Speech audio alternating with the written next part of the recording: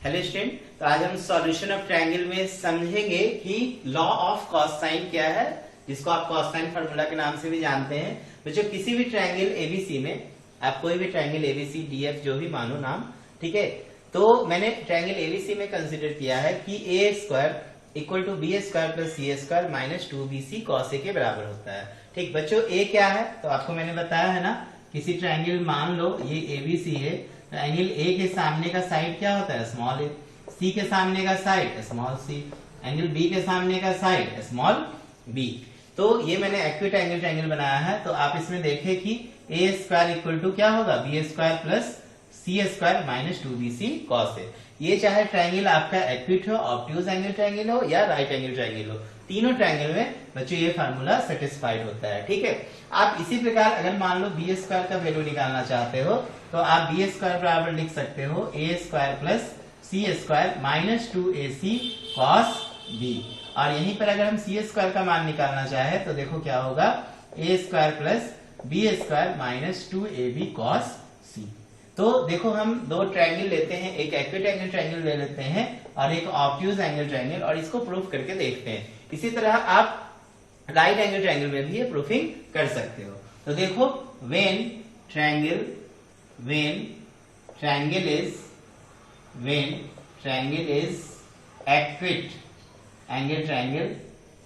Acute angle triangle किसको बोलते हैं बच्चों, तो ऐसे ट्रायंगल जिसमें हर एक एंगल जो होता है लेस देन 90 डिग्री होता है। ठीक है ना, प्रत्येक एंगल जो है more than 0 and less than 90। तो जैसे मान लो मैंने ये एक ट्रायंगल बना लिया, ठीक है, मैंने ये एक ट्रायंगल बना लिया।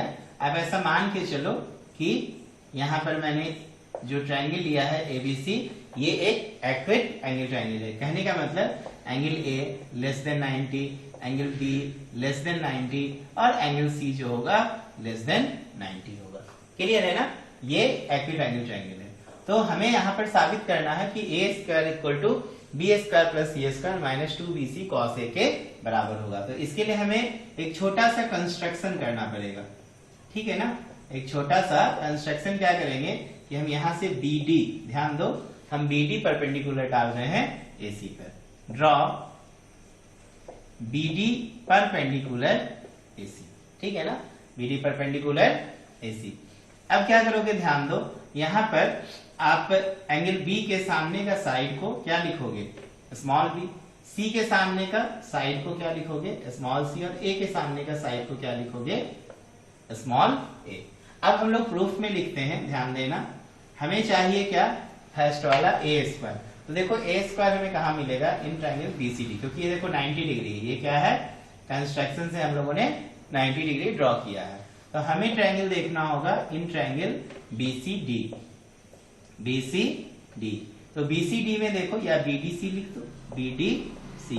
एंगल D क्या है, 90 डिग्री है। देयरफॉर BC स्क्वायर बराबर क्या हो जाएगा, तो BD स्क्वायर और जोड़ DC स्क्वायर। ठीक है ना, BD स्क्वायर जोड़ DC स्क्वायर। तो देखो BC स्क्वायर क्या हो गया, A स्क्वायर। अब BD स्क्वायर को आप अभी रहने दो BD स्क्वायर, और ये DC को क्या लिख दो बच्चों, AC माइनस AD का होल स्क्वायर। ठीक है ना। अब क्या करोगे, देखो A square is equal to BD square plus AC square plus AD square minus 2AC into AD। ठीक है ना। अब क्या कीजिएगा, देखिए यहां पर A square is equal to BD square जोड़, देखो यहां पर हम क्या करते हैं, AD स्क्वायर है यहां पर देखो, ठीक है, और इधर क्या है आपके पास AC। तो AC कितना है, B स्क्वायर। BD कितना है, देख लो BD हमें अभी पता नहीं है। ठीक है ना, BD हमें पता नहीं है, तो हम BD स्क्वायर और AD स्क्वायर को एक साथ ले लेते हैं। तो BD स्क्वायर AD स्क्वायर को हमने एक साथ ले लिया, plus AC square minus 2AC into AD। अब ध्यान दो, यहां पर BD square plus AD square, तो देखो ये BD स्क्वायर और ये AD स्क्वायर मिलकर क्या हो जाएगा, AB स्क्वायर। तो आप इसको लिख देना AB स्क्वायर जोड़ AC square minus 2AC into AD। अब देखो यहां पर क्या लिखोगे, A स्क्वायर AB स्क्वायर देखो C स्क्वायर के बराबर है, AC स्क्वायर देखो ये B स्क्वायर के बराबर है, माइनस 2 इंटू AC देखो B है और हमें AD नहीं पता है। तो हम इसको इक्वेशन क्या मान लेंगे, फर्स्ट। अब देखिए आपको एडी निकालना है, तो आप क्या करो, इस ट्रायंगल में कंसीडर कर लो triangle ADB. In triangle ADB देखो एंगल डी कितना दिया हुआ है, 90 डिग्री, इसलिए हम लोग निकाल लेते हैं cos A। क्या निकाल लेते हैं, cos A। अब देखो cos A कैसे निकालोगे, तो cos A जो होता है बेस बाय हाइपोटेनस होता है। तो देखो बेस हो गया AD और हाइपोटेनस हो गया AB, ठीक है ना। तो यहाँ पे cos A बराबर क्या हो जाएगा, AD बट्टा AB। AB देखो कितना है, स्मॉल c, तो ये AD बराबर क्या हो गया, C cos A, ठीक है। अब यही AD को आप कहां पुट कर दो, इक्वेशन फर्स्ट में। Putting the value of AD into equation first, ठीक है। तो देखो क्या हो जाएगा, a square is equal to c square plus b square minus 2 into b, ये बी है, बी, ठीक है ना, ये क्या है, बी। और एडी को आप क्या लिख दो, सी कॉस ए। तो आप देख रहे हो ना, फॉर्मूला आपके पास मिल रहा है ना, ए स्क्वायर बराबर B square plus C square minus 2bc cos A, ठीक है। इसी को आप ऐसे भी लिख सकते हो, कॉस ए बराबर फॉर्मूला लगा सकते हो, बी स्क्वायर प्लस सी स्क्वायर माइनस ए स्क्वायर अपॉन 2bc, ठीक है। अब जो काम आपने एक्यूट एंगल ट्रायंगल में किया है, ठीक यही काम आप ऑब्ट्यूज एंगल ट्रायंगल में भी करके निकाल सकते हो, और उसी प्रकार आप राइट एंगल ट्रायंगल में भी ये वर्क निकाल सकते हैं। समझ में आ रहा है ना। तो जब cos A मान लो आपने प्रूफ कर लिया, तो सिमिलरली आप cos B का भी फॉर्मूला बता सकते हो और cos C का भी फॉर्मूला बता सकते हैं। इसीलिए इस लॉ का नाम क्या रखा गया है, लॉ ऑफ कॉस साइन या कॉस साइन फॉर्मूला, ठीक है। आई होप आपको समझ में आया होगा। चलो इसके बाद हम लोग देखते हैं कि ऑब्ट्यूज एंगल ट्रायंगल में ये वर्क कैसे किया जाए।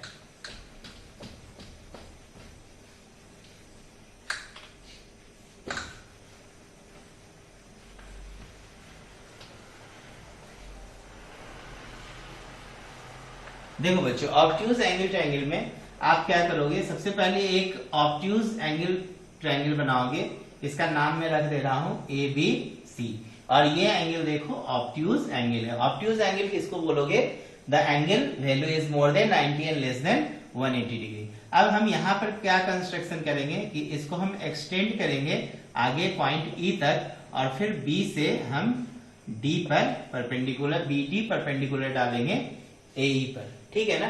तो कंस्ट्रक्शन क्या करेंगे, कंस्ट्रक्शन हो गया, पहले तो आप मान लेना कि angle A less than 90, angle B less than 90, but angle C जो होगा ग्रेटर देन 90, ठीक है ना। अब एक एंगल C 90 से बड़ा है, इसका मतलब ये ऑब्ट्यूज एंगल ट्रायंगल है। तो कंस्ट्रक्शन क्या करना कि draw BD perpendicular on extended part of AC।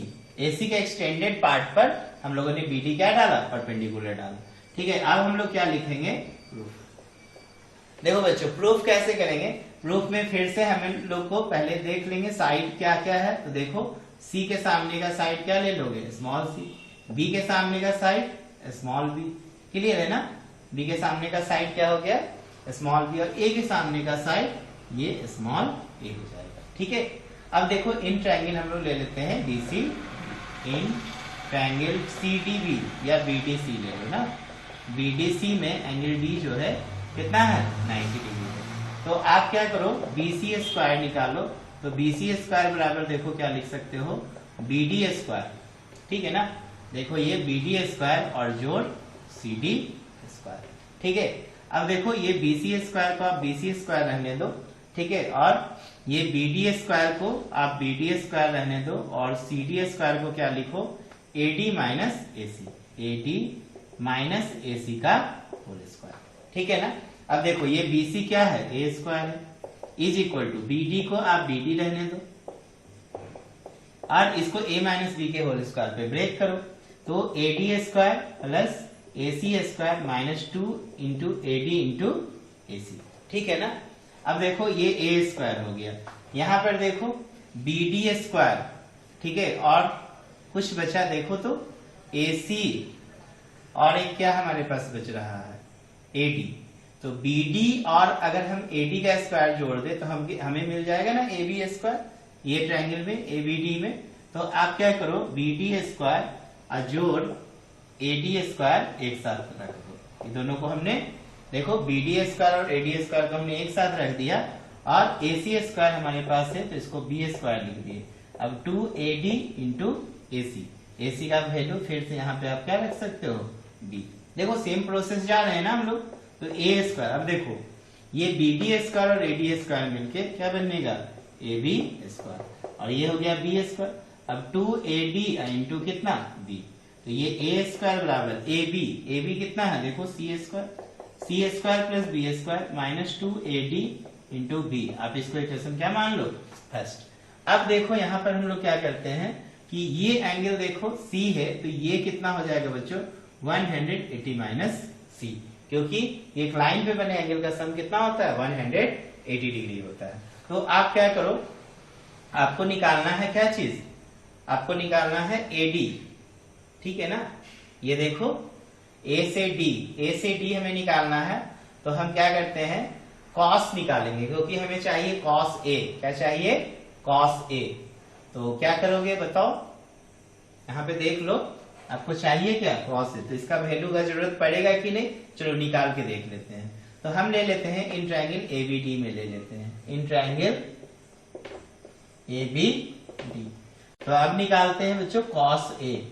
तो कॉस A बराबर, तो कॉस A देखो क्या होगा, AD हो जाएगा यहाँ पर बेस बाय हाइपोटेनस, तो ये ले लोगे AD अब बट्टा हाइपोटेनस कितना है, AB। तो हमें इसका जरूरत नहीं पड़ा ना, हमें C निकालने का भी जरूरत नहीं है, क्योंकि अभी हम यहाँ पे A लिखे हैं, तो हमें कौन सा एंगल चाहिए, हमें A चाहिए, ठीक है ना। देखो A स्क्वायर ले रहे हो तो इधर क्या चाहिए, cos A, तो इधर निकालने की जरूरत आपको नहीं पड़ेगी। तो cos A बराबर आप लिख सकते हो AD अपॉन AB, A से B के डिस्टेंस कितना है, C। तो देखो AD बराबर हो जाएगा C cos A, इसलिए फ्रॉम इक्वेशन फर्स्ट आपने मान रखा है ना।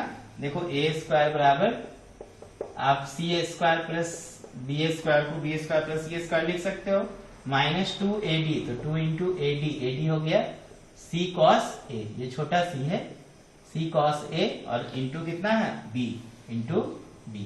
तो देखो यहाँ पर A स्क्वायर बराबर B square plus C square minus 2BC कर दो, 2 इंटू B इंटू C और cos A, ठीक है, समझ में आ रहा है ना। इसी प्रकार आप cos A अगर लिखना चाहो तो क्या लिख सकते हो, B square plus C square minus A square upon 2BC। देख रहे हो ना कैसे लिख रहे हैं, इसको इधर ले आए, इसको इधर भेज दिया और cos A निकाल लिया। तो सिमिलरली आप डिफाइन कर सकते हो बाकी टू साइड्स के लिए भी, और इसी तरह राइट एंगल ट्रायंगल में भी देखना, cos साइन फार्मूला वहां पे भी लगेगा। तो आई होप आपको अच्छे से समझ में आया होगा। Okay, thank you.